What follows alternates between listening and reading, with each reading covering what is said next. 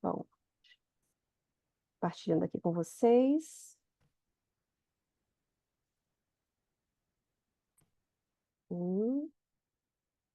Vocês estão vendo?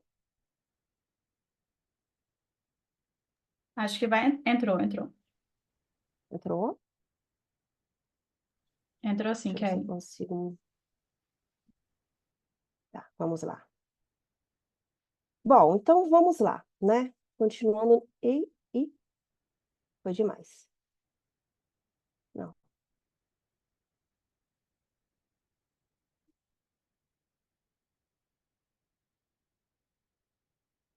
Bom. Então, assim, né? De que desejo se fala nesse processo, né? Que a gente está estudando aqui, né? Deixa eu trazer aqui para não atrapalhar. É, é interessante a gente pensar, né, que quando a gente fica presa no desejo, né, assim, no desejo de ser desejada, né, na realidade, a gente também fica num lugar como se não tivéssemos desejos próprios, né, não possuíssemos desejos próprios, né, ou não devêssemos ter desejos próprios, né? E aí, de alguma maneira, a gente fica muito preocupada em manter as coisas sob o controle, né? E quanto que isso pode ser prejudicial para a gente, né? Porque a gente passa a se enxergar muito a partir desse nosso papel ou nossa função de acordo com as pessoas com quem a gente se relaciona, né? Ou os papéis que a gente tem que servir, né? Tem que cumprir, né? Então, eu, enquanto mãe, vamos colocar assim, preciso colocar sempre os desejos dos filhos em primeiro lugar. Ou, enquanto esposa, tenho que colocar os desejos, não é nem um desejo claro, tipo, do que ele quer, mas coisas simples, muitas vezes, de será que a forma como eu estou me comportando está afetando o meu marido, está afetando minha companheira, né? Considerando que isso é muito mais comum de mulheres, né? Vivenciar esses processos. E aí, ela já vem discutindo aqui, desde de início, né? Que eu vi que, acho que a Cláudia postou até sobre um vídeo sobre isso um outro dia, né, Cláudia? É, falando sobre o Lacan, né? Que de fato o Lacan tem essa fala, né? As mulheres querem, né? Não é querer, não, querem ser desejadas, não amadas, né? Você é o desejo do outro, de alguma forma, né? E que do quanto que isso é muito complicado da gente guiar, da gente levar, né? Mas o quanto de alguma forma tem também um fundo de verdade, mas não é um querer porque você deseja realmente ser o desejo do outro, mas porque você acaba se levando a acreditar que você precisa ser desejada pelo outro, né? Essa nossa história acerca do feminino acaba nos colocando nesse papel de que precisa agradar ao homem, né? Não só ao homem, né? Mas precisa agradar sempre a esse outro, né? E a gente vai ver, muitas vezes, alguns sofrimentos psíquicos que chegam aos consultórios que trazem essa fala, né? Por exemplo, desde criança, eu sempre tive que ser eu fui uma criança boazinha, né? Eu fui uma menina boazinha, eu fui uma filha boazinha, né? No sentido de não dar esse trabalho, e muitas vezes isso vem associado com se eu não fosse boazinha, o que aconteceria comigo? Como eu seria vista, né? Será que eu de fato seria amada ou desejada de outra forma, né? Enquanto filho, né? Se eu não fosse boazinha? E o quanto que isso acaba delimitando muito essa nossa persona que a gente estava falando aqui um pouquinho antes, né? Não fisicamente somente, mas em relação aos nossos comportamentos, né? Eu preciso tomar cuidado com a forma como eu falo, para isso não machucar o meu colega, não machucar a minha colega, não machucar o meu companheiro, não machucar o meu pai, não machucar a minha mãe, né? Ah, eu preciso. Será que eu posso falar a verdade? né? Será que essa verdade que eu teria para falar, inclusive sobre os meus sentimentos, não vai ferir esse meu colega, esse meu companheiro de alguma maneira, né? E o quanto que a gente precisa refletir, acho que a gente vai trabalhar um pouco nesse processo de hoje, sobre essa necessidade da verdade, né? Primeiro de eu perceber qual que é a minha verdade, né? Segundo, de eu aprender, o porquê e como falar da minha verdade, expor a minha verdade, né, usar essa verdade na nossa na comunicação, né. E terceiro, de eu entender que não necessariamente o retorno que eu vou ter, que eu terei em relação à minha verdade vai ser o que eu quero. Muitas vezes não será o que eu quero, né. E esse é um processo que inclusive é muito comum, né, nos consultórios, né. "Poxa, mas eu falei com o meu marido que eu estava exausta", né. E ele me perguntou: "Então, como eu poderia te ajudar?". E eu fiquei puta da vida, porque ele sabe o que que ele tem que fazer, né. Será? Será que as pessoas sabem realmente o que tem que fazer em relação a gente, né? Será que a gente também não cria expectativas demais nas respostas das pessoas, né? E aí isso tem relação com aquela questão que a gente viu no último encontro, que é a responsabilidade que a gente tem quando a gente assume esse lugar de, eh, de expressar o nosso desejo ou expressar o nosso incômodo, né. A gente tem uma responsabilidade em relação a isso, né, seja em relação a nós mesmas, como em relação ao outro, né. Óbvio, gente, que tem toda uma questão cultural que está permeando isso, né. Obviamente que, muitos desses homens, ou desses colegas, ou dessas outras mulheres, realmente não sabem como responder a essa verdade, né. Justamente porque isso sempre foi negligenciado, sempre foi apagado, né. Então, é interessante que, se a gente pegar um pouquinho para pensar na psicologia analítica, né, a gente tem uma ideia da relação eu-outro, né, ou eu-isso, né. E aí, o Mário Jacobi, ele trabalha isso lá no Encontro Analítico, né, assim, que é um texto muito bacana, né, do quanto que as nossas relações com o outro também, não vamos colocar só a gente como objeto, mas a gente coloca o outro muitas vezes no lugar de objeto, né. Que seria o que esse objeto? Esse objeto que espera alguma coisa de mim, né, esse objeto que tem características específicas, certo? Por exemplo, homem tem essas características, né, muitas aspas nisso, né, e do quanto que eu não consigo muitas vezes enxergar e eu projeto muitas coisas minhas, né, tanto de desejos, de idealizações nesse outro, né, aliás, nesse objeto externo, e quanto que eu muitas vezes também não consigo enxergar esse outro como um você, né, como um tu, né. É óbvio que do outro lado também, né, essa mulher muitas vezes é colocada no lugar de um objeto e fica só nesse lugar de objeto, porque é óbvio que a gente vai ocupar lugares de objeto, né, vai ocupar lugares muitas vezes de idealizações, né,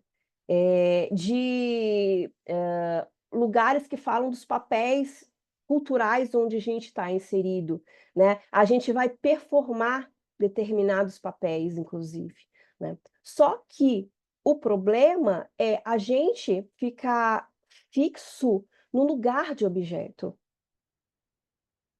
Nas relações, tanto a gente precisa ser o eu, quanto a gente precisa ser o você, né. E a gente precisa muitas vezes sair desse lugar de objeto. Né. Como que a gente faz isso, né?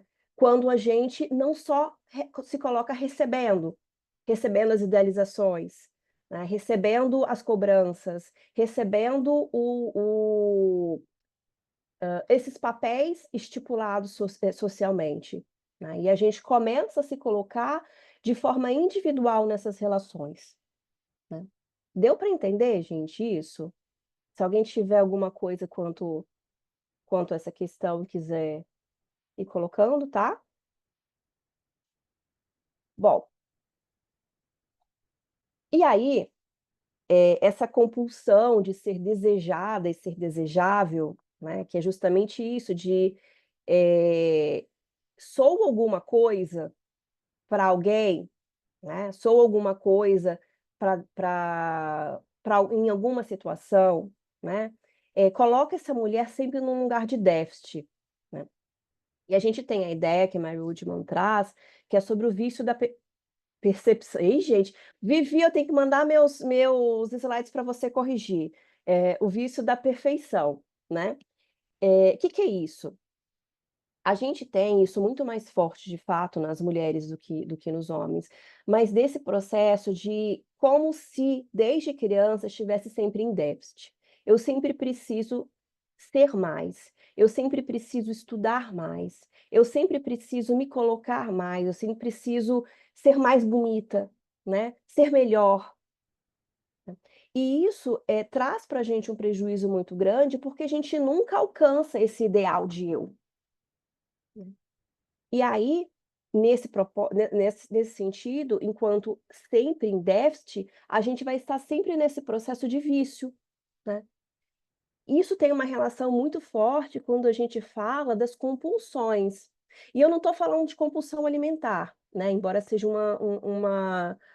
um tema com que eu trabalhe, mas dos padrões compulsivos, né. Então a gente vê muito frequentemente pessoas que têm mulheres, às vezes mulheres que são até muito fortes, né, muito bem colocadas, muito, bem vistas em alguns aspectos, mas que estão sempre nesse padrão compulsivo do trabalho, nesse padrão compulsivo do estudo, né, sempre precisa de mais, sempre precisa de mais.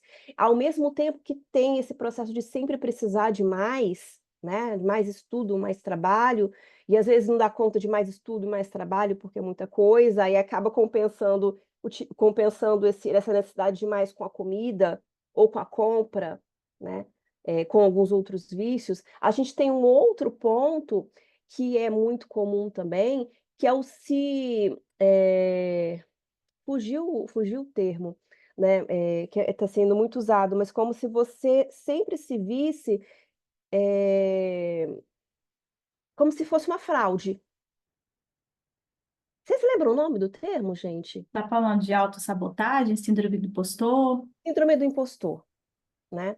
Então essa mesma mulher que muitas vezes é extremamente inteligente, né, estuda e trabalha e se dedica e faz é muito boa em muitas coisas, ela olha para o próprio percurso e fala assim, aliás, olha para a situação em que vivencia e fala: "Mas será que eu sou isso mesmo? Será que eu sou isso tudo mesmo? Eu acho que eu não sou". Eu acho que é como se não fosse eu nesse processo, né. Ô, Kelly, interrompendo, Pode falar. acho que tem uma questão complementar, talvez também, de que às vezes é uma posição também de tanta tentativa de correspondência aí aos desejos alheios, que às vezes essa mulher também não se vê em tudo isso que ela faz, né? Acho que tem um descolamento, às vezes, aí também desse dado aí concreto para um dado mais subjetivo, né? Entende? Não sei se eu fui clara. Sim, sim. Aí a gente precisa pensar um pouco sobre esses motivos porque há esse descolamento, né. No aspecto individual, a gente pode falar do desenvolvimento dessa pessoa, né. Eh, as necessidades dela, as necessidades de cuidado foram atendidas?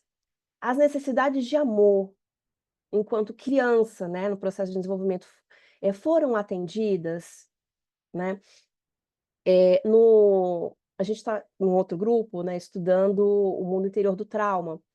E aí tem uma cena que o autor relata, né, de um caso em que ele pede para a paciente trazer o filme, que era um filme de quando ela tinha 2 anos de idade, né, e para eles assistirem juntos.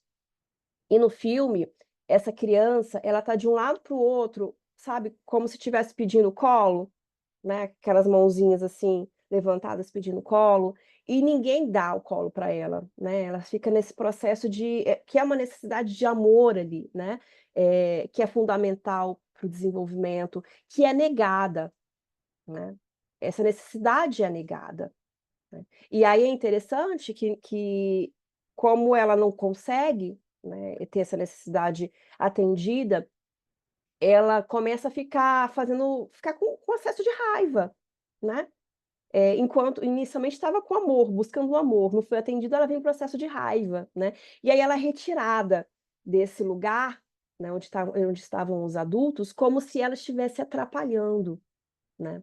E de fato, se a gente traz isso para um processo do adulto, né, e da mulher adulta, essa mulher que deseja e que busca o amor, mas que também deseja e busca o reconhecimento, o ser vista, o ser escutada, e ela não tem as suas necessidades aí não de desenvolvimento básico, né, mas outras necessidades atendidas, e muitas vezes ela se coloca de uma outra forma, até com uma certa raiva, né, uma certa agressividade, né, ela ela é vista como aquela pessoa que está atrapalhando, que está incomodando, né.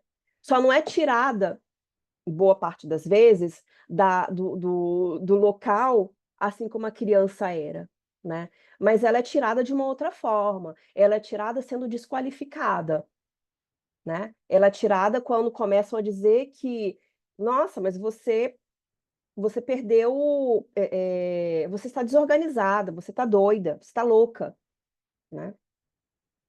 Que, de certa forma, é um pouco do que essa criança vivia, né. E aí a Mary Woodman, ela vai estar falando que um ambiente que seria esse ambiente propício para que essa criança, desenvolva suas potencialidades, tanto potencialidades criativas, mas também potencialidades de amor, ele é fundamental para que a gente tenha um adulto saudável. Quando eu estou falando saudável, eu não estou dizendo que não tenha sofrimento, né, mas que não seja preso a esse lugar, por exemplo, de objeto, né, ou que tenha outras psicopatologias relacionadas. Aqui a gente fala de um aspecto, que é relacional, né. Um outro aspecto que a Linda Leonard traz, no texto A Mulher Ferida, não sei se vocês já tiveram acesso. Vocês conhecem esse texto, esse livro?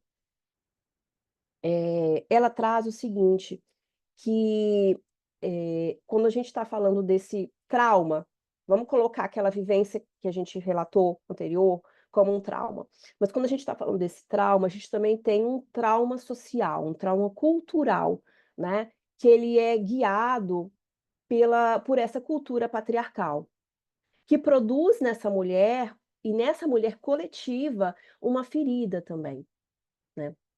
Diante dessa ferida, a Linda Leonardi traz que é muito comum o desenvolvimento de 2 tipos de reações nessa mulher. Uma é ser a amazona, que é aquela mulher forte, que vai lá, que faz tudo, que enfrenta tudo, né, e outra ser a bonequinha, sabe. Aquela que vai estar sempre precisando de alguém que cuide dela. Né, a filhinha do papai, de alguma forma, né. Então, a gente, segundo a Linda, eh, é muito comum a gente assumir um desses papéis, né. E é claro que eventualmente a gente vai assumir sim o lugar da amazona, mas a gente também pode assumir o lugar da pessoa vulnerável que precisa do outro, né. Mas o quanto é difícil, a gente circular por esses papéis. O quanto é difícil também essa mulher que se coloca, essa mulher que tem essas características da amazona, nesse caso, se perceber enquanto uma pessoa vulnerável que precisa ser cuidada. Porque ela está sempre no cuidado do outro, né, porque ela sempre precisa exercer um papel. Da mesma forma, a menina que é a mulher que está nesse lugar, né, da bonequinha ou da frágil, né, ela vai ser aquela que é como se ela entendesse que o outro precisa desse lugar de cuidar dela, ou de poder, de exercer o poder sobre ela, né. Óbvio que isso não está falando de nada consciente, né. E aí quando a gente pensa um pouco nesses processos, né, assim, do social, do cultural, a gente vai entender que da mesma maneira que uma história do feminino, por exemplo, ela fala do nosso lugar hoje de maneira muito clara, sabe, das conquistas que a gente tem e teve, ela também traz impressões que são impressões, inconscientes, né. Então, que aí a gente está falando do que a gente entende pelos complexos culturais, né, que seriam justamente essas marcas, esse conjunto de marcas ali, né, que sobre esse feminino ferido e sobre essas reações desse feminino que ficam no inconsciente. Enquanto inconsciente, enquanto a gente não lida com elas, se a gente fala de complexo, a gente está falando de algo que é autônomo, né, que tem uma certa autonomia, né, tem uma afetividade e uma certa autonomia. E se a gente não tem um contato, um olhar para esses aspectos, quando isso vem à tona, né, isso vem à tona de uma maneira muito incontrolável. Então a agressividade, por exemplo, que é super importante, nessa história do feminino, por exemplo, se ela é muito rejeitada, muito negligenciada, né, quando ela vem à tona, ela vem de uma maneira que não pode ser que não é possível ser controlada. Bom, e aí a gente tem essa função do paterno, muito importante, né, do paterno, não necessariamente do pai pessoal, né, mas desse patriarcado social. Vamos colocar aqui enquanto dinamismo patriarcal. O que que é isso? Quando a gente pensa no desenvolvimento da psique, né, de cada indivíduo, e aí o Neumann vai trazer isso muito bem para a gente, né, especialmente no livro lá, A Criança, a gente tem etapas desse desenvolvimento, né. Obviamente que essas etapas não são fixas, né, não são rígidas, né, mas elas ajudam a gente a entender um pouquinho como que esse desenvolvimento da psique se estabelece. Uma dessas etapas é a etapa do dinamismo patriarcal. E o que que isso fala? Quando a gente está falando de arquétipo, vocês lembram, né, a gente está falando também de funções, né, de funções, do nosso desenvolvimento. A gente está falando de imagens, né, de como esse arquétipo, esse dinamismo arquetípico, ele interfere e ele é importante também para o nosso desenvolvimento. E quando a gente fala desse papel patriarcal, ou desse dinamismo patriarcal, o que que a gente está dizendo? A gente está falando especialmente de uma coisa chamada limite e contorno. Limite e contorno, né. Eh, Usualmente na psicologia, eh, quando a gente e em vários outros lugares, mas quando a gente fala do limite, as pessoas associam muito o limite à regra, não é? À lei, certo? Só que a gente tem que pensar em outro aspecto do limite. Limite enquanto aquilo que possibilita um contorno para aquele sujeito, né. E esse contorno é importante no sentido também de permitir um preenchimento, permitir uma separação do que está fora e do que está dentro, do que é vazio e do que é cheio. Então, no nosso processo de desenvolvimento psíquico, individual, mas também no processo de desenvolvimento dessa humanidade, né, essa percepção do limite, ela é muito importante. E quando a gente pensa individualmente, uma pessoa que não tem esse aspecto do limite, ela não vai ser necessariamente aquela pessoa que vai infligir regras, né, como a gente pensa, mas ela pode ser aquela pessoa que não consegue colocar o limite no outro, aquela pessoa que é o tempo todo invadida pelo outro. E aí aquela pessoa também, já que não tem esses aspectos de limite bem definidos, ela não vai conseguir perceber o que que é o eu, né? O que que é o ela? O que que é o dentro, né? Isso se confunde o tempo todo, né? E nessa confusão, é muito comum que esse eu seja preenchido pelo que está fora. E o que está fora? Os padrões, o como performar tal atitude, tal papel, né? É óbvio que mesmo uma pessoa que tem delimitações bem estabelecidas pode se apropriar desses papéis também, né, e muitas vezes até deve, mas com essa compreensão, né, como até Bárbara falou aqui no início: "Ah, eu tenho que me arrumar para eu ir lá para o grupo", né, tem, né, será que tem? Em algum espaço tenha, né, mas talvez nesse espaço não, né. Só que identificar quando precisa e quando não precisa, né, é algo que faz parte desse contorno, dessa delimitação. Assim como também perceber o cheio e o vazio, né. E aí, quantas pessoas e quantas dessas mulheres não se sentem extremamente vazias e precisam estar o tempo todo preenchendo. E a e aí se preenche com o quê? Se preenche com o trabalho, se preenche com o estudo, em exagero, se preenche com as compras, se preenche com a comida, se preenche com o Rivotril, né, e se preenche também com a imagem que o outro oferece a ela de bandeja, né. Se então, nos sustenta muitas vezes o vazio que também é necessário, porque precisa ser preenchido. Né, o vazio traz um sofrimento muito grande. Ao mesmo tempo que se identifica com esse vazio, com "eu não tenho nada, eu não sou nada", eu não suporto esse vazio e eu preciso preencher esse vazio, né. E quando se preenche esse vazio com essa imagem, seja a imagem do papel ou a imagem da comida ou a imagem da compra, né, é um preenchimento que não é do que ela necessita na realidade, né. Muitas vezes o que ela necessita na realidade é o amor. É o eros, é a relação,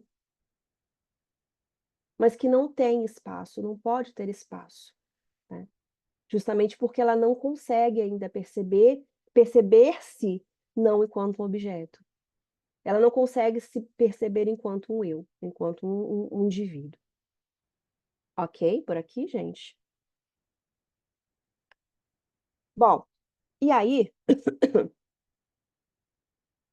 querer ser desejada, lá na página 16, significa enxergar o nosso poder em uma imagem e não em nossos atos. Então, o querer ser desejada significa enxergar o nosso poder em uma imagem e não em nossos atos. Nós tentamos parecer atraentes, simpáticas, boas, dignas, autênticas ou merecedoras para alguém, em vez de tentar descobrir o que realmente sentimos e queremos para nós mesmas.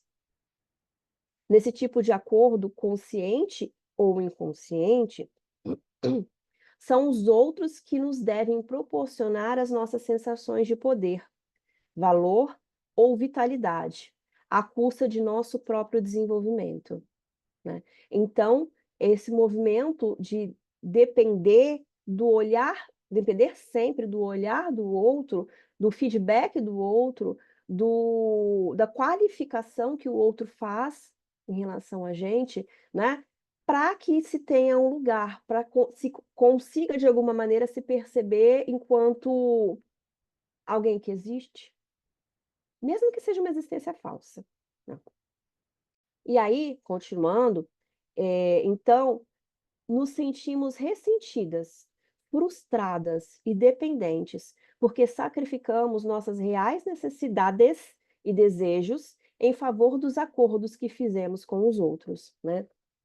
Porque nesse processo de vou fazer isso pelo outro, vou ser boa pelo outro, vou ser simpática com o outro, às vezes a gente espera que o outro atenda e responda a isso também, né, que o outro, nos agradeça em relação a isso. E muitas vezes isso não acontece, E as pessoas ficam muitas vezes nos relacionamentos de casal, né? Isso chega bastante no consultório, do quanto que a pessoa fica frustrada com relação a isso, mas eu me doei tanto, eu me dou tanto, e essa pessoa não consegue enxergar isso, não consegue visualizar, não consegue perceber, não consegue reconhecer, né?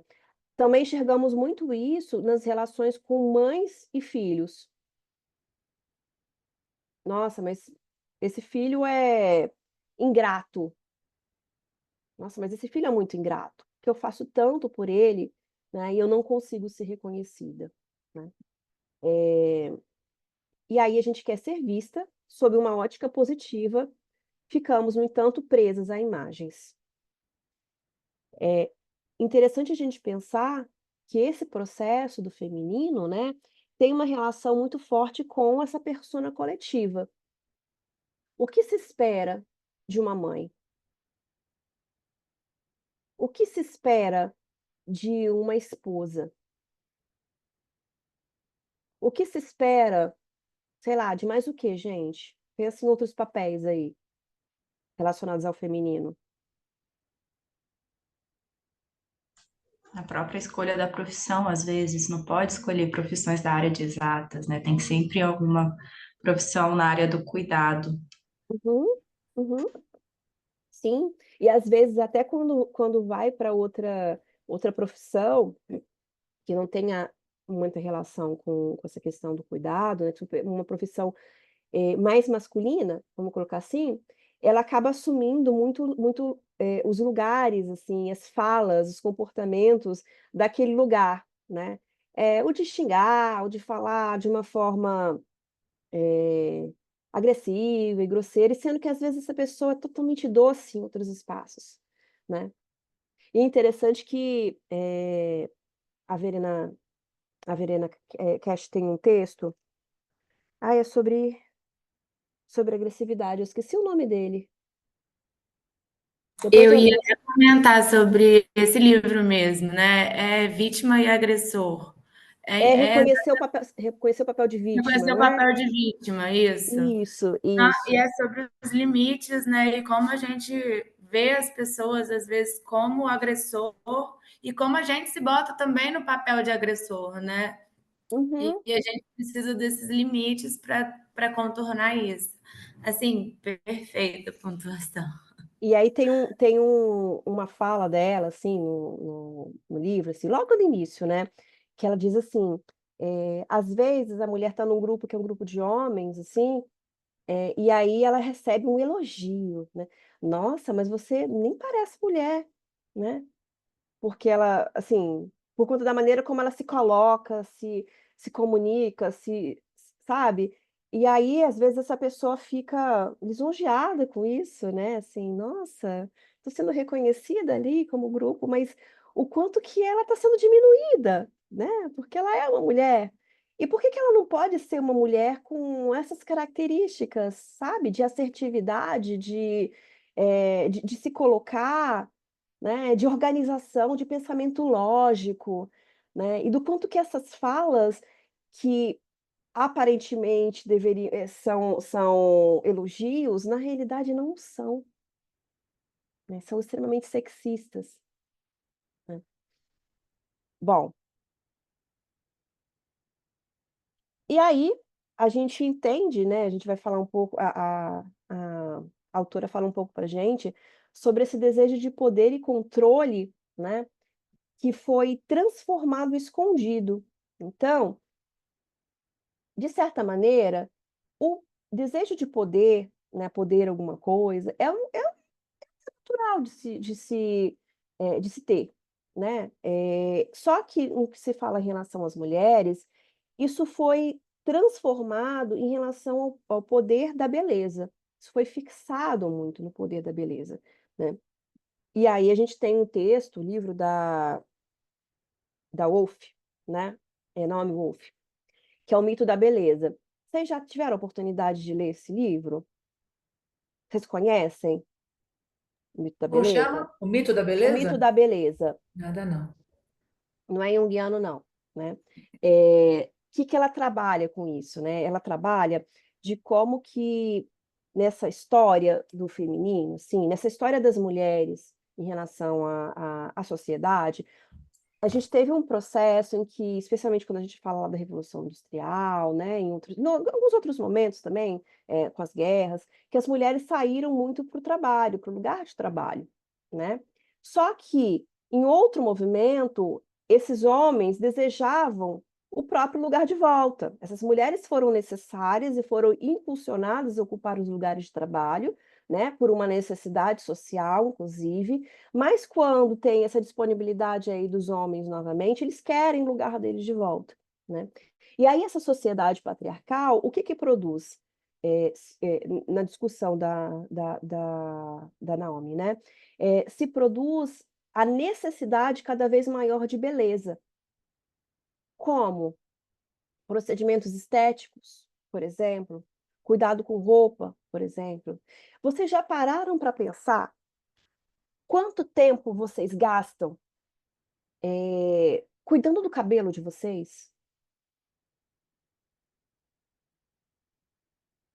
Quanto tempo? Quanto tempo vocês gastam, às vezes, sei lá, para escolher roupa, para se maquiar? Quanto tempo vocês gastam para se maquiar? E aí a gente pode ir mais, né? Quanto tempo algumas mulheres gastam para se submeter a uma cirurgia estética? Porque é cirurgia, é o preparatório para a cirurgia, é o pós-cirúrgico, e quanto elas saem do lugar de trabalho, lugar de produção de conhecimento, né.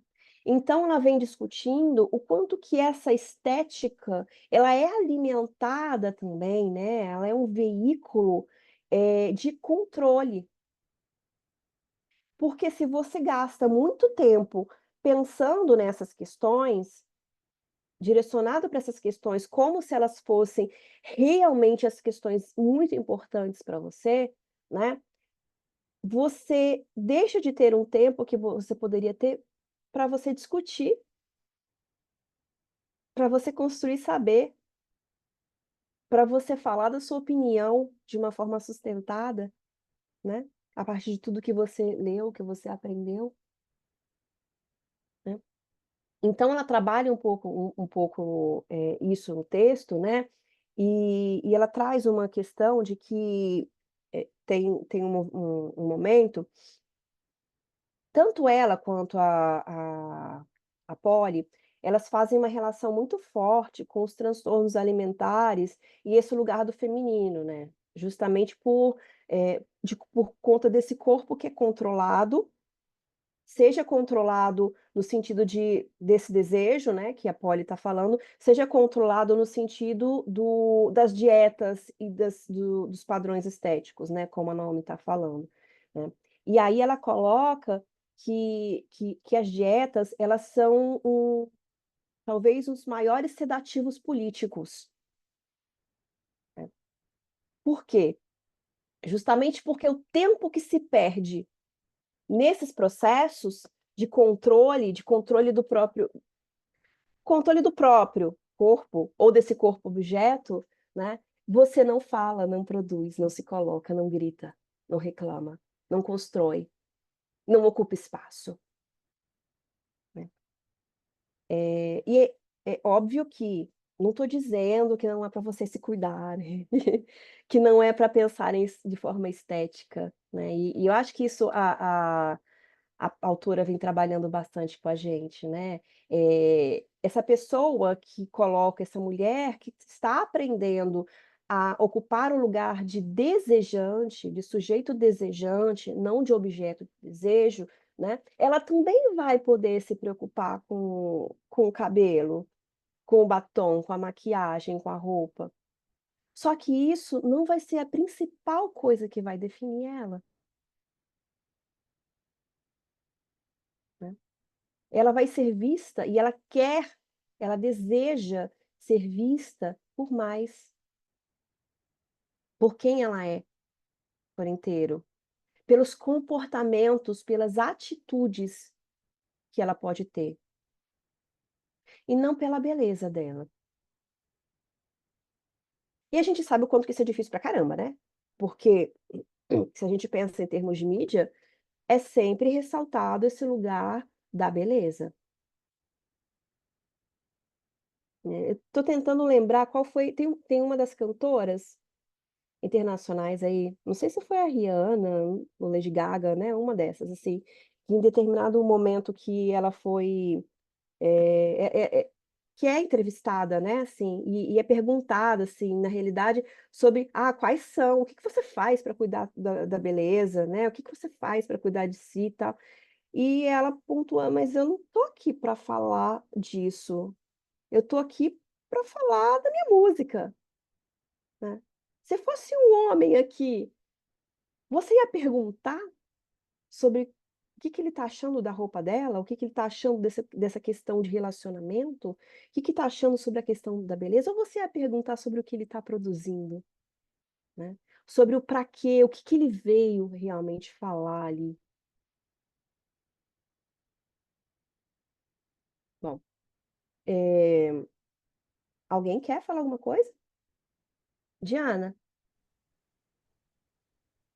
Oi, meninas, boa tarde. Primeiro, desculpa que eu tô sem câmera, mas é porque eu já vou iniciar um deslocamento aqui para um outro compromisso. E, não, só fazer um comentário que eu fico tão triste, assim, você falou de cantora, né? Dessas atrizes, não, desculpa, dessas cantoras de música pop, principalmente as internacionais, o quanto que exploram o corpo, né, a sensualidade, para vender a sua música. Isso me deixa tão decepcionada como mulher, sabe? Uhum. Não sei, acho que outro dia eu tava vendo um clipe da Dua Lipa com o Elton John. Aí a roupa dela, eu falei, meu Deus, mas por que tudo isso, né? Por que que precisa ter essa exposição tão, né, de um erotismo para poder vender, sabe? Uhum. É bem triste essa condição nossa, né? É, e é para poder vender, né, porque se pudesse ser assim, eu me visto assim porque eu gosto de me vestir assim, né, eu me sinto confortável me vestindo assim, e o outro que se lasque, né, tudo bem, né, mas não é, E não é só a não é. roupa, né? São as danças, né? Totalmente sensualizadas, né? E é isso, não tem problema, né? Se fosse, mas é isso, para vender, né? Para ter público, é para ter essa questão da sensualidade vinculada para poder vender isso, né? Uhum, Enfim. uhum, sim. E a gente como um todo, a gente está falando lá dessas cantoras, mas a gente também é é é meio que capturada por esse lugar também, né. Quando a gente pensa que: "Nossa, a gente tem que estar realmente muito arrumada para ir em tal lugar", né. A gente não está falando da questão da sensualidade, né, mas a gente está falando de colocar também como sendo um ponto fundamental esse lugar da beleza, né. Eu preciso me arrumar, eu preciso estar com a minha unha feita. Né, como gente que meu paciente vai chegar lá no meu consultório e eu tô sem a unha feita, o que que ele vai fazer, o que que ele vai olhar, o que que ele vai dizer? Como gente que meu paciente vai chegar lá e eu tô com a minha perna por depilar, né, e aí a calça encurta um pouquinho e dá para ver os pelinhos, como? Né. Então a gente também é capturado por esses lugares, assim, né, e talvez essa coisa externa nos incomode tanto, tanto, tanto, porque isso fala da gente também, só que em um nível muito mais intenso, né, muito mais forte, muito mais escancarado, escrachado, né, mas a gente também é preso nisso. Fala, Rafaela. Eu queria só fazer uma pontuaçãozinha de um livro muito legal também, que é o Caliban e a Bruxa. Eu não sei se Uhum, vocês já leram, mas fala sobre essa questão do controle de corpos e desse poder também, a questão lá atrás, né, no início do feudalismo, quando eles deixaram a mulher trabalhar, mas a mulher tinha que dar todo o dinheiro dela para o homem. E aí, quando a mulher não quis fazer isso, ela assim, achou uma forma, né, que foi a prostituição, e aí os homens proibiram a prostituição e liberaram o estupro nessa época. Então, assim, é uma coisa de doido e é só isso mesmo, assim, que Uhum. desde lá de trás. É o poder dos corpos femininos, né? Acho que o Caliban Bruxa É. fala muito disso, né? É outro texto bem, é outro livro bem forte, né, para se pensar. Aí, pensando um pouco nisso, né? Vocês já viram o Malleus Maleficarum? O Martelo das Feiticeiras? Não. É, Como o martelo, chama? o Martelo das Feiticeiras, ou o Ah, Malleus Maleficarum, está escrito aqui no slide, né? tá. Esse livro, ele é um livro que ele fala sobre como que eram feitas as torturas, assim, às bruxas, né? Bruxas. E aí, na introdução do livro, tem uma parte, né, que é uma introdução histórica feita pela Rosemarie Muraro, que é muito bacana, muito bacana. Assim, o livro é difícil, difícil assim, é, é enjoado de ler, sabe? É meio torturante até de ler, né? Eu não consegui avançar muito no livro, mas a introdução dela é muito bacana, né? E é o que que ela fala, assim, nessa introdução histórica, que pensando nessa história da humanidade, né, em um momento muito anterior, um momento em que a agricultura era muito mais forte, muito mais necessária do que aquela caça, né? As mulheres, os corpos das mulheres, o trabalho das mulheres, a função das mulheres era muito importante, né. E naquele momento, naquele período, ainda se não tinha muito claro também sobre essa questão de como que era a reprodução, o processo de reprodução, né, do como que o homem de fato participava desse processo de reprodução.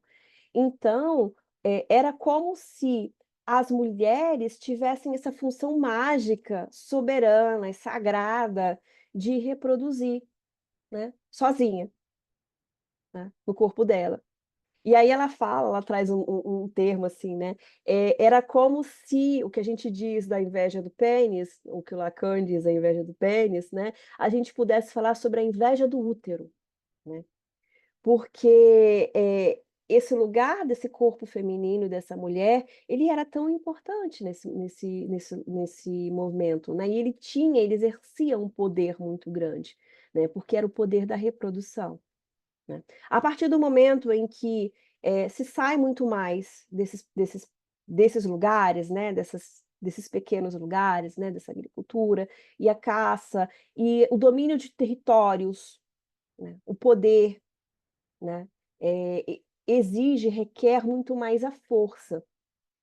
E aí, a mulher, enquanto aquela que semeia, né, aquela que cuida também da agricultura e aquela que reproduz, ela passa a não ter mais aquela função tão importante, porque agora o mais importante era a força, né. E aí vai se pensando justamente nesse lugar do patriarcado, né. Se antes a gente falava de uma sociedade muito mais matriarcal, né, agora, a partir de então, se fala de uma sociedade muito patriarcal que está aí até hoje.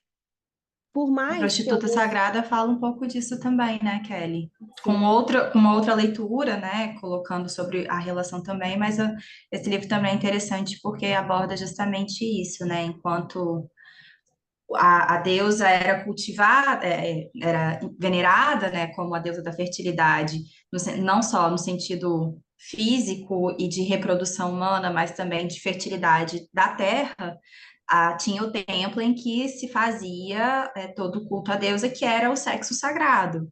E depois, vai mudando essa perspectiva na produção, vem a introdução do cristianismo e uma marcação muito forte do patriarcado, né? E isso, como que o sexo vira algo feio, algo sujo, né? E aí se confunde o templo das mulheres que veneravam a deusa com as prostitutas.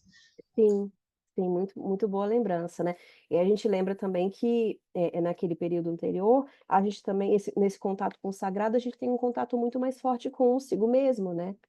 Com esse sagrado enquanto esse feminino e consigo mesmo, né, enquanto inconsciente, na relação com o inconsciente nos corpos, com o inconsciente na terra, mas com o inconsciente desse sagrado também, né.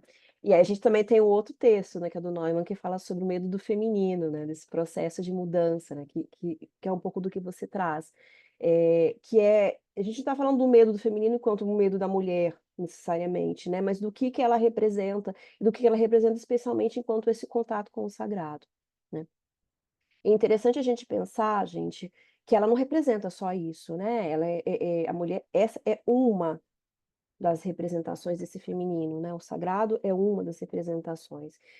E aí, a gente também teve na última década, né, um movimento muito forte em relação ao retorno a esse sagrado, né, que é o sagrado feminino, né, que tem questões muito interessantes, mas que tem questões muito problemáticas, né. Porque também existe ali uma fixação de um lugar. Em algumas produções, tá? Em algumas interpretações, algumas manifestações de grupo, né. Se eu estou nesse lugar do sagrado somente, né, se o feminino é visto nesse lugar sagrado somente, a outra parte, que é a parte sombria, né, o aspecto negativo, né, onde que fica? E aí é interessante que a a Polly vem trazendo para gente um outro aspecto desse feminino negativo, mas que é extremamente importante, que é a bruxa, né. É a bruxa, é a megera, né. Que por mais que algumas vezes essas mulheres são colocadas nesse lugar de megera, de bruxa, de uma forma muito negativa, né, é um lugar que pode ser muito bem ocupado. Será que as bruxas são tão ruins assim? Será que as bruxas não podem ser fortes? Será que não pode ser bom ser bruxa? Né. Malévola, né? O novo Malévola. interpretada pela Angelina Jolie é maravilhoso para fazer uma assimilação disso, né? Uhum, uhum. Exatamente. E o conto, né, que ela traz pra gente, também é uma outra ideia muito bacana, né. E aí pensando um pouco também eh, pensando nessa bruxa, né, se continuando, a Polly vem trazendo pra gente que esse feminino tem enquanto autoridade, né, assim, essa autoridade feminina, né, essa autoridade pessoal, né, ela acaba tendo um nó duplo muito significativo, né, que é ou de ser vista como bruxa, quanto mulher se coloca, né, lembra aí do que eu falei daquela criancinha de 2 anos, né, que enquanto ela não era vista, não era atendida, né, depois ela se irrita, e aí ela se coloca ali, né. Então ou ela é vista como bruxa, ou ela é vista como imatura, porque não consegue controlar os seus afetos, os seus sentimentos. Nossa, tá lá, ela é emocionalmente prejudicada, né, ou ela é louca. Ou ela é bruxa, ela é megera, ela é chata, ela é mandona, né. Não sei quantas de vocês já foram chamadas assim, né, mas eu escuto muitas mulheres que já foram chamadas de vários desses termos, né. Eu falei com vocês sobre a questão da autoridade pessoal, não falei na semana na no último encontro? Eu tô na dúvida. Sim, não?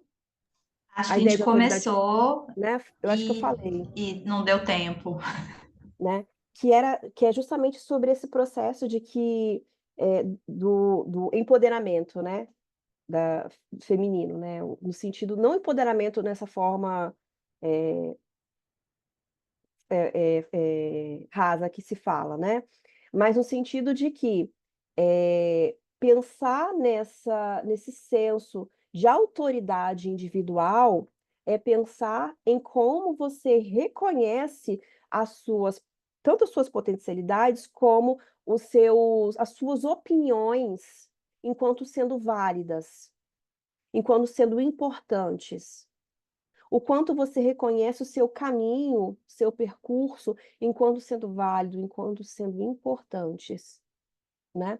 Então, o processo de autoridade pessoal é um processo que acontece tanto para homens quanto para mulheres, mas ele requer inicialmente esse olhar do outro que o legitima, né. Enquanto criança, aquela que pede amor e é respondida, né, aquela que fala sobre opinião ou aquele que fala sobre opinião e é respondido e é visto, e é reforçado e é legitimado, né. Aquela adolescente, aquela jovem, né, que começa a construir o seu pensamento e ele é reforçado e é legitimado. Aquela mulher inteligente que fala do que ela pensa, do conhecimento dela, e ela é reforçada, legitimada, e não vista como: "Ai, lá vem você com essa chatice de novo", né. Então, essa construção da autoridade pessoal é algo que vai sendo construído desde criança, né. Essa necessidade inicial de legitimação a partir desse olhar do outro, mas que no processo de desenvolvimento requer que eu internalize isso, e que eu passe a compreender que eu posso sim fazer, a minha fala é legítima, a minha opinião é legítima, que eu não precise mais do outro, né. Entretanto, assim, os lugares de saber, as pessoas que estão no lugares de saber e de poder em relação ao saber, são as que mais estão nesse lugar de legitimar a opinião e o saber do outro. Mas a gente sabe que historicamente, né, culturalmente, quem ocupa mais esses lugares de saber e de poder são os homens, né. E aí existe uma dificuldade muito grande em de fato ser reconhecida a partir desse olhar que não te reconhece. Porque você é alguém, é uma mulher que existe porque está em relação comigo, não existe porque é, né. E ela pontua que a gente, precisa, né, aí em outro texto, né, que é esse que eu coloquei aqui para vocês embaixo, esse livro, ela fala sobre essa importância da gente ter espaços de legitimação, por exemplo, a partir do olhar de outras mulheres que estão no lugar de saber, né, da gente tanto reforçar essas mulheres que estão nesse lugar de poder de saber e poder, né, mas quanto a gente ser reconhecida por elas, do quanto que é importante, né. E aí eu não estou falando só, gente, num no aspecto do conhecimento, tá, assim, do conhecimento acadêmico, por exemplo, eu estou falando em vários outros aspectos, né. Vou dar um exemplo que não tem nada a ver com academia, né. Quem me conhece sabe que eu pratico jiu-jitsu, né. Estou quase indo para faixa roxa, marrom, eu já sou faixa roxa há muito tempo. E aí, quem me conhece também sabe que eu sou mignon, né, eu sou pequena, eu sou mais magrinha, tal, e é um esporte muito masculino, né, eu treino basicamente com homens, né. E muitas vezes, quando eu falo com algumas pessoas, algumas mulheres, sobre isso, algumas, acham super estranho, né, mas outras começam assim: "É mesmo? Eu sempre quis fazer, mas eu sempre fiquei com medo de fazer", né. Eu sempre achei que não ia ser um lugar para mim, né. E do quanto ocupar um lugar que não é um lugar prioritariamente feminino, também legitima outras pessoas a buscarem esses lugares,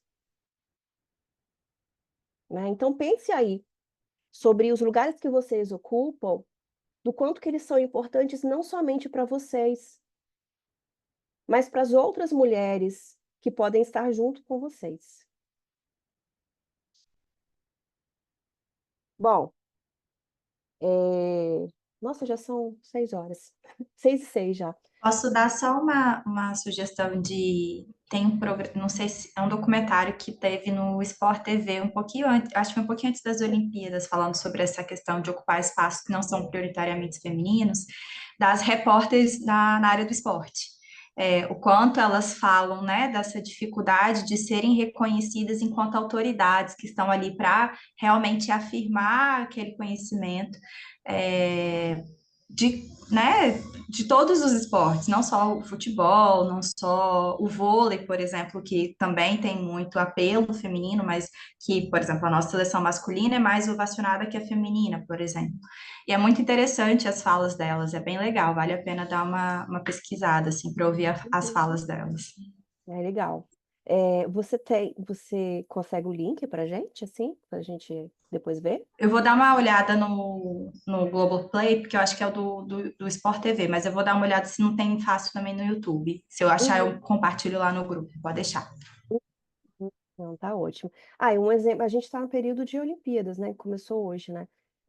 Mas um exemplo claro que a gente tem é de como que as pessoas comentam, por exemplo, que, nossa, o Brasil não tem representantes no esporte que sejam importantes, que sejam bons o suficiente, né? Porque a seleção de futebol aí tá uma, né? Coisa muito boa, pelo seu Acho que contrário. eles foram nem É, classificados, enquanto a feminina já pois começou é, ganhando. mas aí você pega, por exemplo, a ginástica artística, que, Sim, que tem uma questão feminina muito forte, né, também, e o quanto que a ginástica artística do Brasil está crescendo, está ganhando espaços, né, mas ela não é vista como sendo importante, né?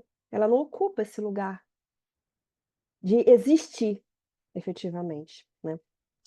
e o skate, por exemplo, com a Raíssa também, que além de ser menina, é uma adolescente, né? Uhum, Então, uhum. mais gritante também. Exatamente. Bom, e aí a gente tem o caso da Anne, né? Assim, acho que vocês leram o caso, eu imagino, né? Sobre isso, dessa mulher que é muito bem-sucedida, que tem uma carreira muito boa, tem um casamento muito bom, é uma líder, é admirada, mas que sente que está sempre, sempre sem controle, né? Tudo fora do controle, né? Como se não tivesse tempo para ela, né? Porque o tempo está sempre para o outro, né? Sempre para o estudo, sempre para o trabalho, sempre para a família, né. E aí tem ela coloca aqui, né, ela é dominada sempre pela necessidade de exigências do outro, e está sempre nesse lugar de cuidador ou mesmo de líder, né, mas não de um líder, eh, como que eu posso dizer? Parece como se fosse um líder que é importante muito para o outro, não tem uma importância para ela tão forte, né. E ela traz uma cena que eu achei muito interessante, que é quando ela está com a amiga, e aí a amiga está falando, falando, falando, falando, falando, falando, falando, falando, e ela como se ela não quisesse estar ali, né, porque ela não queria estar ali, realmente, né, e só escutando aquilo, porque a amiga marcou, porque queria falar com ela. E aí ela não consegue se colocar, né. E é interessante a gente pensar nesse processo, ela não consegue dizer a verdade, né. E do quanto que ela está sendo também não verdadeira com a amiga quando ela faz isso, o de não dizer a verdade para não magoar a amiga, né. É como se ela não tivesse liberdade para dizer a verdade. Eu não tenho liberdade, eu não tenho opção, eu tenho que escutar. Né, porque ela precisava de mim para nesse momento, né. E ela traz uma fala que, assim, acho muito significativa: "Ser livre para escolher significa ter alternativas", né. Por que que eu acho importante isso? Porque a gente percebe que muitas pessoas, vamos dar um exemplo, permanecem em relacionamentos ruins, às vezes, inclusive relacionamentos abusivos, né. Não somente abusivos, mas relacionamentos ruins, porque elas não percebem que têm alternativas. Eu preciso ficar aqui porque eu não tenho condição de me sustentar. Eu preciso ficar aqui nesse relacionamento porque ninguém mais vai me amar.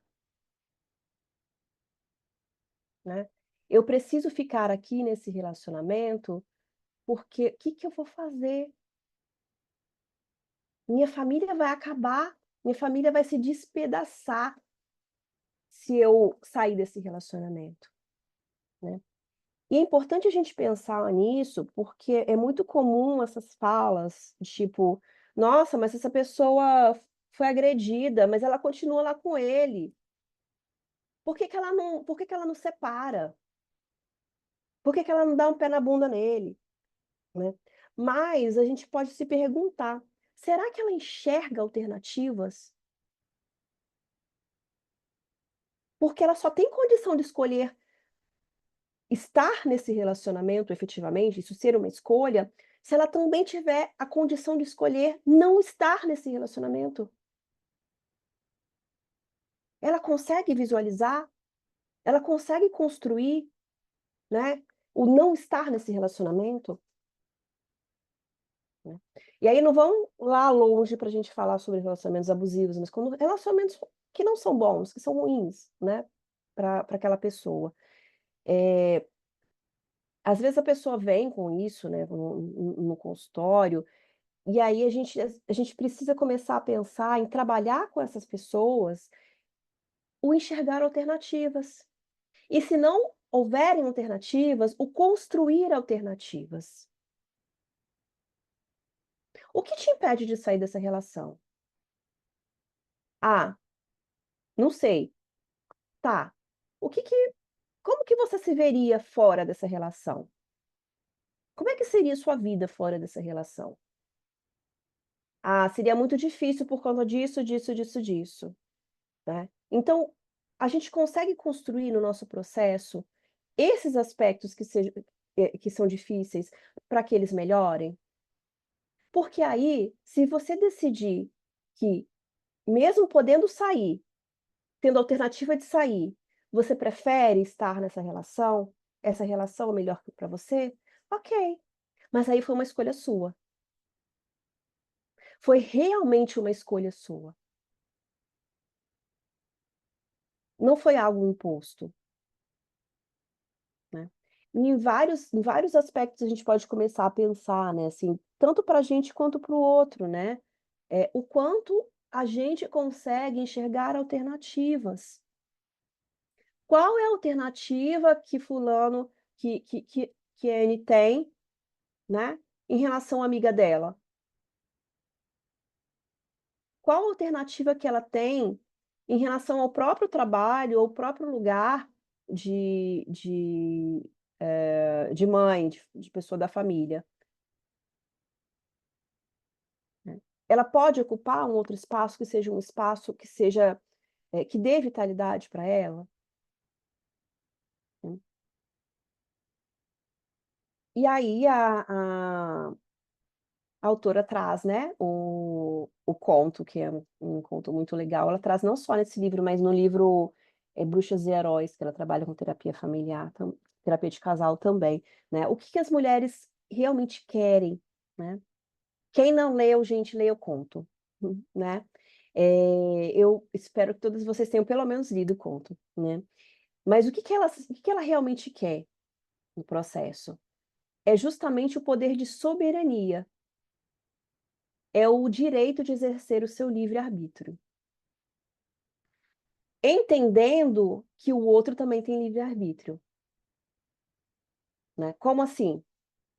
Quando ela fala com o rei, né: "Ah, eu que o seu mais fiel cavaleiro, queira se casar comigo", né. E aí ele fala assim: "Mas eu não posso, dar ele a você como um casamento, porque ele não é meu", né. E ela pontua: "Não", depois no final, né, "Não, de fato, ele não é seu, ele não é de ninguém, por isso que ele tem que querer, né. Ele também deve ter o livre-arbítrio", né. E no final do conto, esse processo de que ela alguém não leu o conto, gente? Alguém não leu?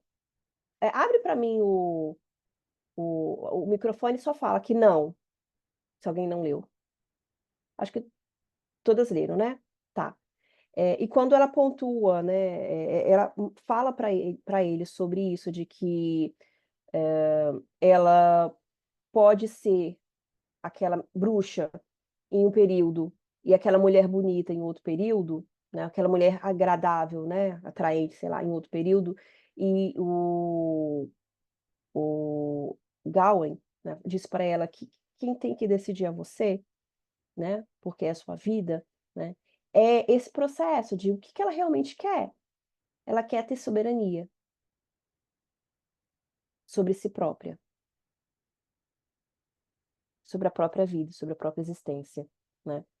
E aí um aspecto que a Polly pontua, né, por que que o irmão odiava tanto, né, o irmão que coloca nela esse castigo, né, porque ele me achava atrevida e pouco feminina, né. Ele achava que ela era uma megera, uma bruxa de fato, né. E aí, ele acaba, efetivamente colocando, atribuindo essa imagem a ela.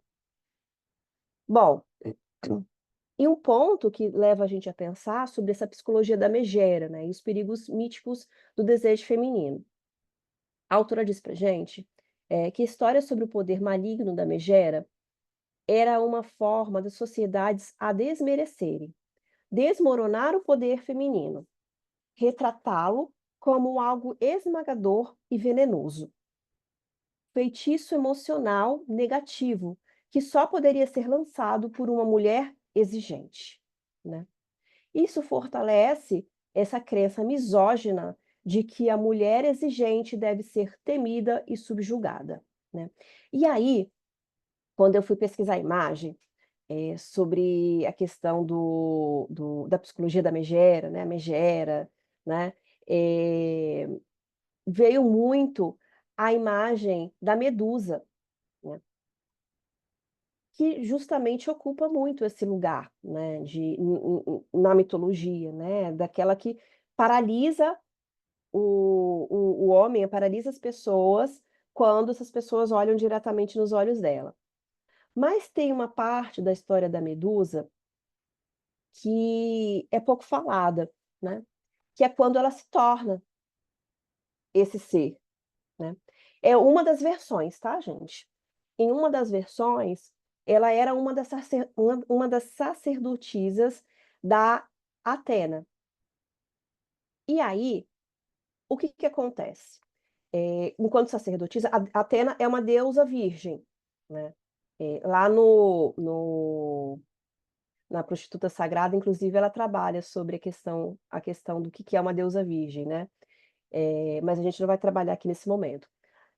E as sacerdotisas, elas não deveriam se relacionar sexualmente, elas deveriam, eh se direcionar para outros comportamentos, né. A Medusa, ela foi assediada sexualmente por Poseidon, né. Em algumas versões falam até de um estupro, né. Se a gente parar para pensar nessas modalidades de estupro que a gente entende hoje quando sendo estupro, né, por exemplo, a pessoa não tem condição de dizer sim, né, ou diz não e não é escutada, né. E aí o outro muitas vezes fala: "Ah, mas ela queria, ela veio até aqui, ela estava com essa roupa provocante, ah, ela bebeu, ela quis, ela é responsável por isso", né. E a Medusa ela foi responsabilizada por isso, né, por essa relação sexual. Em alguns momentos, fala como se no final das contas ela tivesse permitido, mas outros momentos fala também enquanto um assédio, né. E ela foi castigada, se tornando esse elemento, né, que a gente conhece muito fortemente na mitologia. Essa mulher com as cobras, essa megera, né, com as cobras, que sempre que ela suga a vitalidade das pessoas, né, especialmente dos homens. É muito interessante a gente pensar no quanto que o que fica muito forte, o que chega a gente todo mundo conhece essa Medusa, que é a megera. que é a que suga a vitalidade. Vocês já conheciam essa proposta essa versão de como que ela se tornou megera? Né? Poucas pessoas conheciam, né, do que estão falando aqui. Mas essa megera, essa que rouba a vitalidade, é a que vai para os filmes, é a que vai para as histórias, é o que é colocada no imaginário da sociedade até hoje, né. Essa mulher que ela deve ser temida e que é responsabilizada negativamente, né, pelas relações e pelo que acontece com ela. Bom, eu acho que a gente não vai conseguir terminar esse capítulo hoje, gente, né, mas vai ficar pouca coisa, tá. Lá na página 27, ela fala assim: "Quando agimos como se os nossos desejos fossem poderosos demais e pudessem dominar a vontade ou o bom senso do outro, reinventamos a psicologia negativa da bruxa megera. Nós corremos o risco de nos vermos identificados e aos nossos desejos como um estranho poder alienígena, quase sobre-humano. Ah, mas eu não posso exigir isso. Ah, mas eu não posso falar isso.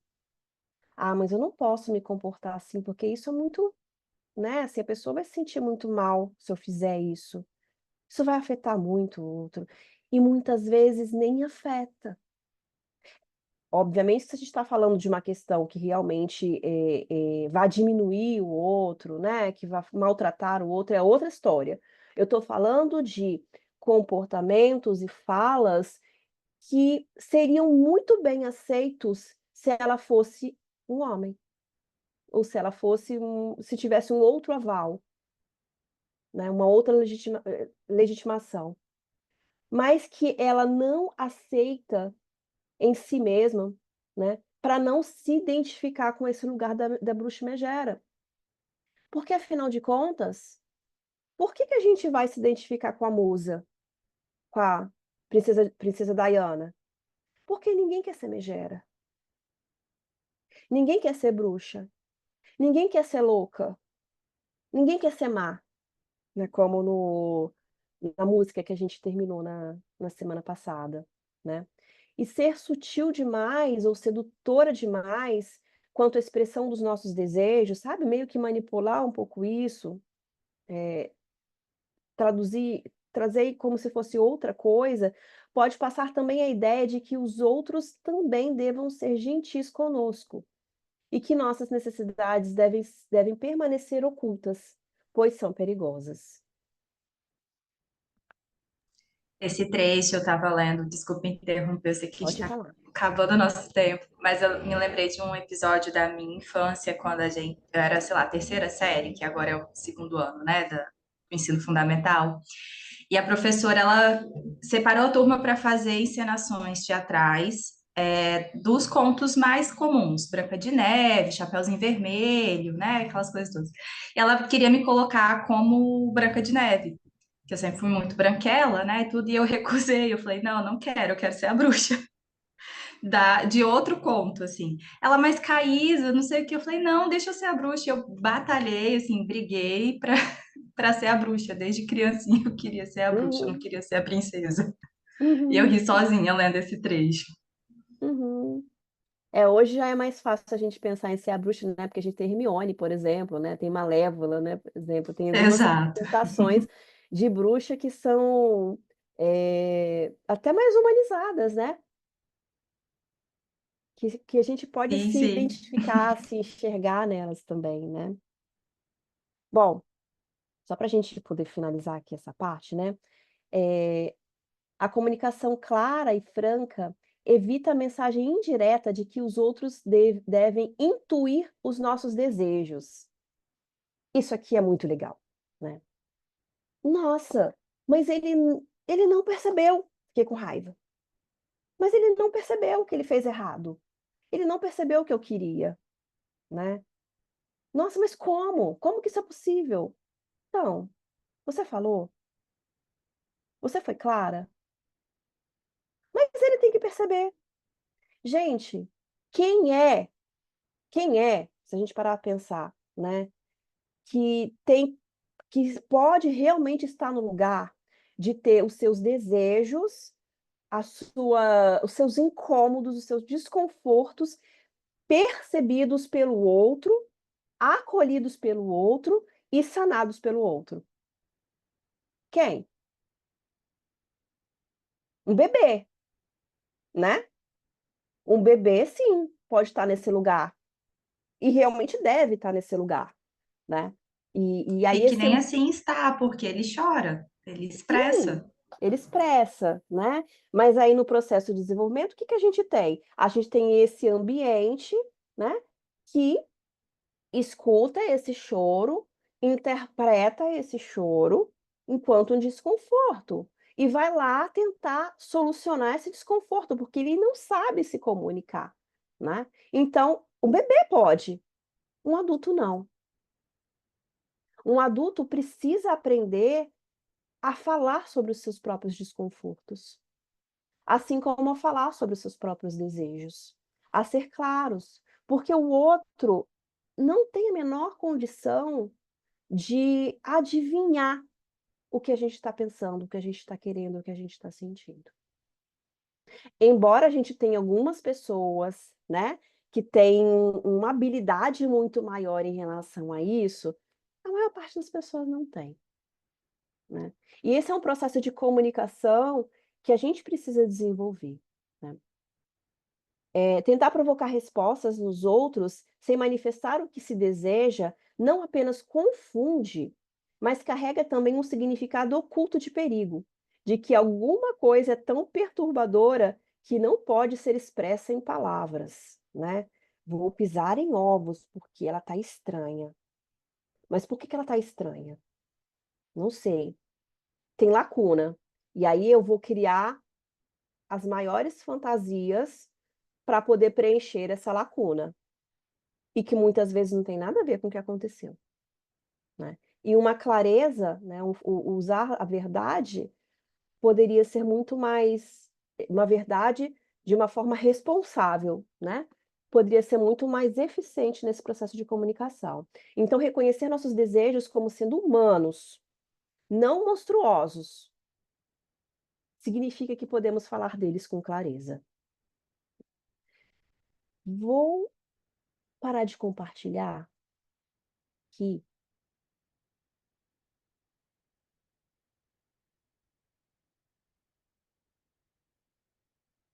Dá para ver as carinhas de vocês, né. E aí, gente, alguém tem alguma coisa mais para colocar nesse momento?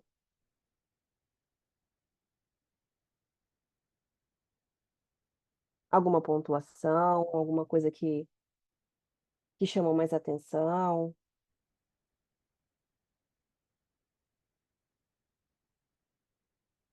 Que vocês acham dessas falas, dessas coisas que eu selecionei pra gente, né, só eu que falei, né, pra gente pensar. A gente aluga um triplex na cabeça de todo mundo. Fala, Kelly, Janine. eu sou mãe de menina, né? Eu tenho, que não é menina mais, né? Tem 26 anos. Que luta que é esse lugar de compreender tudo que tem de manipulação, de construção, de ideação, de tudo isso, e ao mesmo tempo não querer ver o filho da gente fora de um contexto, fora de um, entre aspas, padrão, um deslocado. E a minha filha, ela é feminista, né? Ela é uma advogada, tem 1,5 m, tem advogada criminalista, a história, o desejo dela, né? Não advoga porque está aí no mestrado, tem uma história, enfim. E ela me ajuda muito. E fala que ela tem muita pena de mim porque eu sou sexista, não, como é que eu sou? Eu fui criada numa educação paternalista, né, assim, machista, Você é machista. conservadora. Eu sou conservadora, ela tem muita pena de mim. Mas, de fato, como mãe, eu quero as duas coisas. eu quero ela esclarecida, mas eu não quero ela fora do contexto. Olha que coisa, que luta. Mas por que que você não quer ela fora do contexto? Porque eu não quero ela só, eu não quero ela deslocada, eu não quero ela muito diferente. Porque você tem medo. Medo dela ser Uhum, rejeitada, medo dela não ser a querida, medo, sabe? Medo dela ter que lidar com uma diferença, uhum, né? Mas ela segue o caminho dela, sabe? Mas eu, como mãe, eu fico dividida, tem hora. Que uhum, coisa uhum. séria Mas que é isso? justamente, né, Janine, porque você foi criada, e nós, boa parte de nós também, né, nessa sociedade que coloca o medo, Uhum, uhum, né? É como fala na música, né, assim, como é que você vai ser taxada se você se colocar contra essa receita cultural, né? é, Da uhum, família, do marido, da sociedade, né? Você vai ser muitas vezes mal vista, mas você não vai ser só isso. Porque você uhum, pode encontrar outras pessoas como aliados, e aí te fortalece, né. uhum, Medo de mecanismos de controle, claro, né. É difícil, é é difícil ocupar o lugar de megera, de bruxa, de controladora, de exigente, uhum, de inteligente. É difícil. É difícil sustentar esse lugar, sendo que o tempo todo você não é legitimado por ele, mas tem alguém que vai te diminuir. Isso traz medo, né. O quanto isso é interessante no processo terapêutico. Eu brinco que eu sou odiada pelas famílias de várias pacientes minhas, porque Uhum, a partir do processo de terapia elas começaram a ter estrutura para se afirmar em determinados desejos, que vão de contra o que a família às vezes espera dela, ou que o próprio relacionamento espera dela. E aí a frase é: depois que você começou aí nessa tal de Caísa, você mudou, né? Então é delicado, é um processo muito delicado. E aí você vai dando contorno junto com ela para essas situações, para essas falas, para essas micro-rejeições quase, né? Porque a família, por exemplo, a família não corta completamente o vínculo, mas fica alfinetando quando pode, né? E como que uhum, lidar com isso, né? É uhum, bem delicado. uhum, Dá sim. tempo de falar mais uma coisinha rápida? Você sabe que você estava falando sobre a imagem, sobre estar bonita, estar isso, estar aquilo. Eu tenho uma amiga que ela é fisiculturista, aquelas mulheres que, entendeu? Uhum, E ela compete, ela competiu semana passada, tudo, né? E ela faz isso desde sempre. Ela tem 50 e poucos anos. E você estava falando, eu estava pensando. Ela é uma mulher de uma família muito desestruturada, e mãe suicida, pai alcoolista. E aí ela tinha que se tornar forte, né? De alguma forma. E assim, ela é muito pequenininha tudo, mas ela tem muito músculo e passa fome para isso. Nesses campeonatos passa fome, é. toma muita bomba e essas coisas todas. E ela também precisava se sentir forte, então ela fez duas coisas, né? Ela arrumou esses músculos todos, faz uns 35 anos que ela treina, e ela virou major da polícia. As duas Uhum, coisas, né? uhum, Para não lidar. E assim, às vezes que eu já, como amiga, tentei perguntar para ela, é muito sofrido para ela. Então, assim, a pessoa sempre acaba dando um jeito, né? sim. Mas aí o quanto que ela foi para a Amazônia, né? Que a Sim. gente falou, que a É, Linda Leonardo é. traz pra gente. Ah, é outro livro legal, gente. Eu tenho ele em PDF. Eu não sei se eu Como é coloquei que lá no é que chama? Drive. Amazônia. Ah. A Mulher Ferida. Se eu não coloquei lá no Tenho, Drive, me ó. fala. Outro livro legal Tá bom. para vocês. Bom? Bom, gente, é, Obrigada.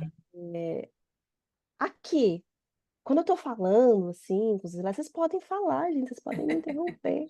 Mas é que quando você fala muita coisa interessante, a gente não quer que você perca o raciocínio. Eu não vou perder, não, pode deixar. Né? O slide é para não perder, depois eu volto, né? Tá É bom. só para a gente poder. Mas vocês podem falar, tá bom? Para a gente trocar, tá Tá bom? bom. Tá bom. Quem consegue tirar a foto pra gente? Que eu não Ai, consigo.